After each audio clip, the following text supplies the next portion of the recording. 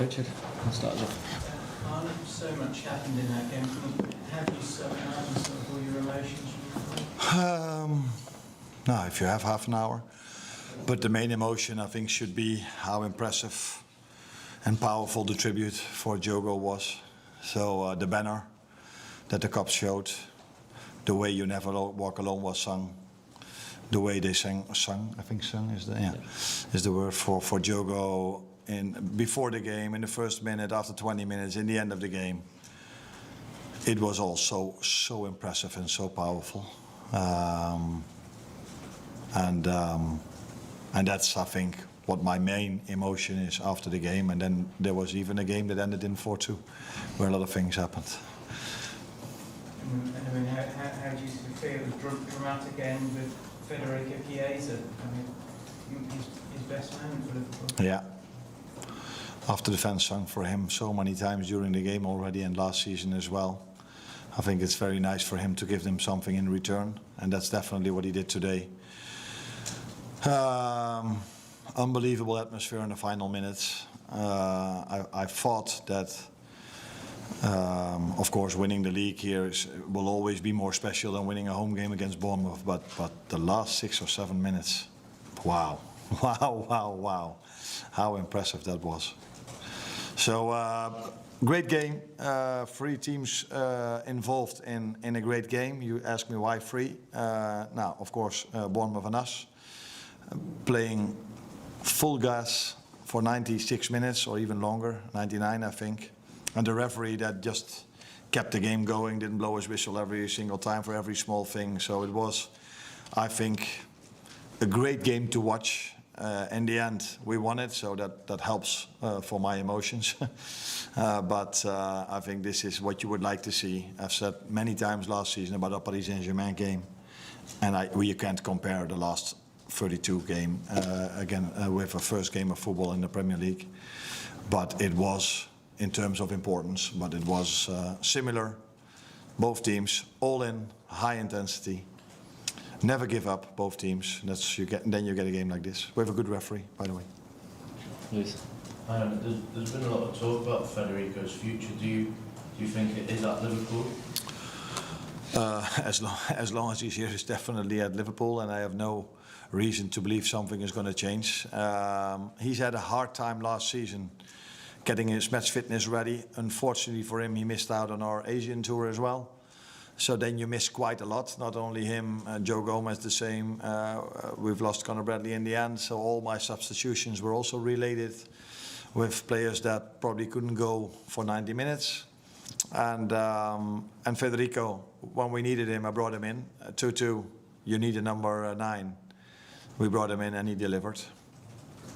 And that's always positive for your future at the club. Why do you think it is that the fans have taken to Federico to such an extent? Is it, given the role he's played over last year, it's unusual to have a song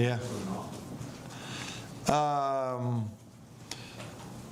Yeah, that's difficult for me to tell you because although I'm also a fan of this club, I'm never standing at the cup, so and I don't come up with these songs. But the only thing I can come up with maybe is that Federico had a great history. He was a big player deciding to go from Italy to England. You don't see it that much, players from Italy going to England.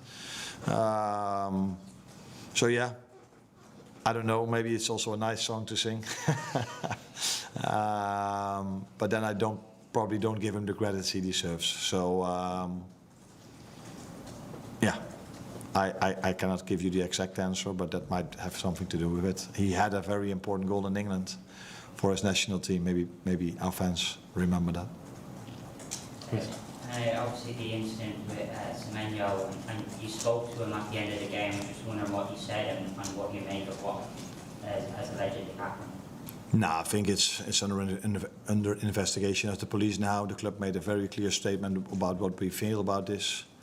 And unfortunately, but we definitely have to talk about it. It's a good thing you talk about it. It's a good thing that I have to answer this. But after, actually, this day should be about Diogo and about how the tribute was. But we definitely need to address this because it's unacceptable in every football stadium, let alone at Anfield. So So yeah, I spoke to him after the game that we will try to do everything to find that person, and I'm not 100% sure, but I think they already found him or not. I think so. I think so. So that's a good thing, and wherever we can help him, we will try to do so. And big credits to him if something happens like this, and you can perform so well in the second half.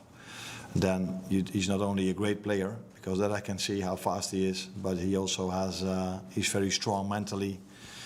If something like that happened, to get such a second half performance, that sums up him as a person and him as a player. But again, unacceptable in football in general, let alone at Anfield.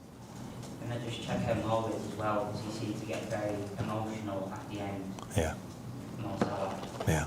Is he okay? Yeah, I think we all. I'm not sure because I didn't ask him, but I actually didn't want to go in after the game because I found it so special how our fans reacted today and how they kept on singing in the end of the game for Diogo. And I think the whole tribute, the whole day, the whole game is every time you think you cannot expect more from Liverpool fans, they top this or they overperform. Because again, what a tribute, and I think Mo felt after the game how special that was, and probably he also felt the emotion because we all knew his family is here, his wife is here, his children are here. And for them might be special to hear how much he's loved over here and what the fans had the banner and what they did. But we also feel the emotions of how much grief they they still have. And that mixed emotions maybe led to Mo being emotional, and I think I felt the same without being in tears, but I definitely felt the same emotions. Last question there, please. Just the 2 goals that Bournemouth scored, how do you think you can stop those counter-attacks? What did you see that went wrong in those moments? Not a lot. Normally you can complain about our players not sprinting back hard enough, but they did. The only thing we need to do better, but that's in an ideal world, is where do you lose a ball? So the first ball, I think there is something I can say about that. Losing a ball with a trick, if you're 2-0 up, is not necessary. Maybe if you're 1-0 down or you really need a goal, you want to force something. But in that moment, I think it's not the way to lose a ball like Dominic did. Second goal, we are a team that likes to attack. We are a team that wants to score goals. Rest defense was in order the moment we lost the ball. We were 2v1 against the number 9. But instead of what Mo usually does is getting a cross in or getting a shot in, he squared it just behind Mo and then give credits to the other team at how many bodies they sprinted towards our 18-yard box. So it's fine margins. The best way is not to lose a ball, and if you do lose it with a shot or it ends up in a corner kick or a goal kick, but not lose it at your own 18-yard line or where Dominic lost it. But I always judge how hard do they sprint back, and in both situations they sprint back really hard. They gave it all, but credits to Bournemouth that are a very, very fit team as well, like us, because we could manage to come back after the 2-2. Great, guys, thank you.